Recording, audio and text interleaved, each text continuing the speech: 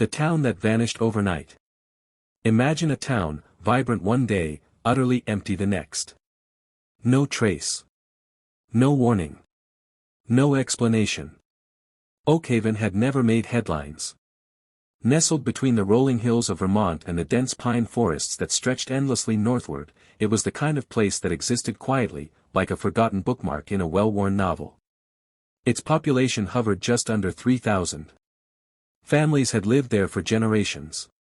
Children played in the town square, elderly couples walked hand in hand past the old clock tower, and the scent of fresh bread from Marla's bakery lingered in the air like a promise. The town's history was modest. Founded in 1823 by settlers seeking fertile land and isolation, Oakhaven had grown slowly, deliberately. It had survived harsh winters, economic downturns, and even a fire in 1911 that nearly consumed the southern district. But it endured. It always endured. Until it didn't.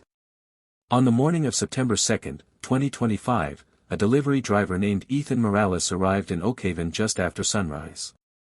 He was scheduled to drop off a shipment of medical supplies to the town's small clinic. But as he turned onto Main Street, something felt wrong. The silence was suffocating. No cars moved. No people walked.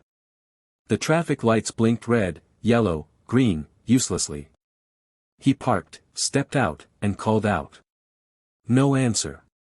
He walked past the diner. Plates of half-eaten breakfast sat on tables. Coffee steamed in mugs.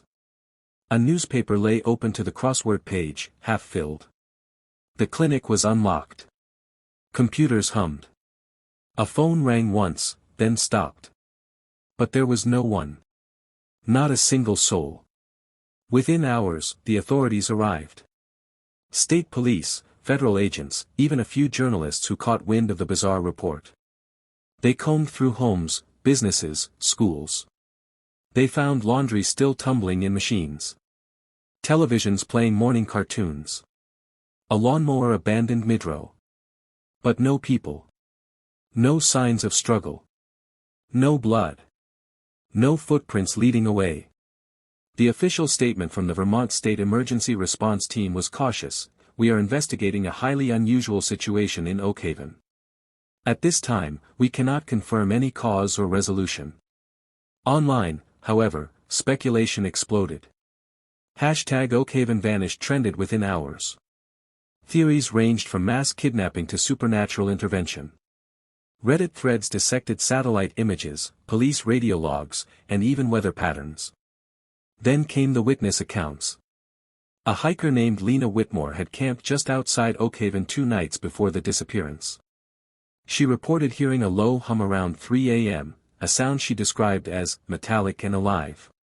Another resident from a neighboring town claimed to see strange lights hovering above the forest line, pulsing in rhythmic patterns.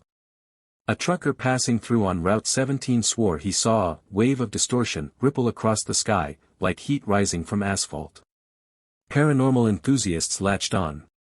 Alien abduction was the leading theory in fringe circles.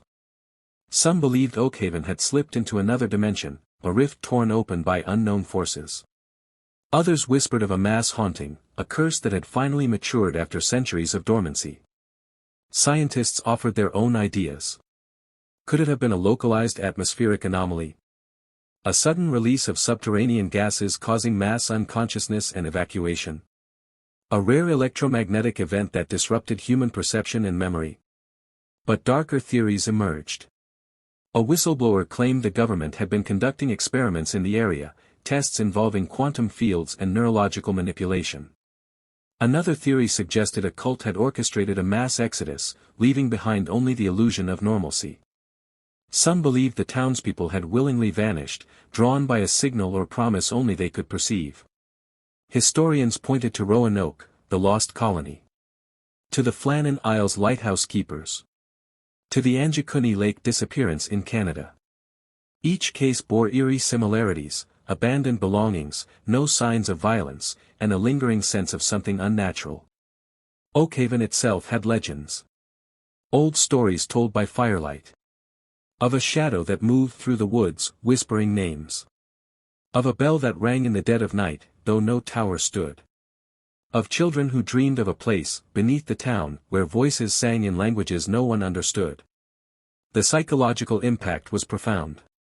Nearby towns reported spikes in anxiety, insomnia, and paranoia.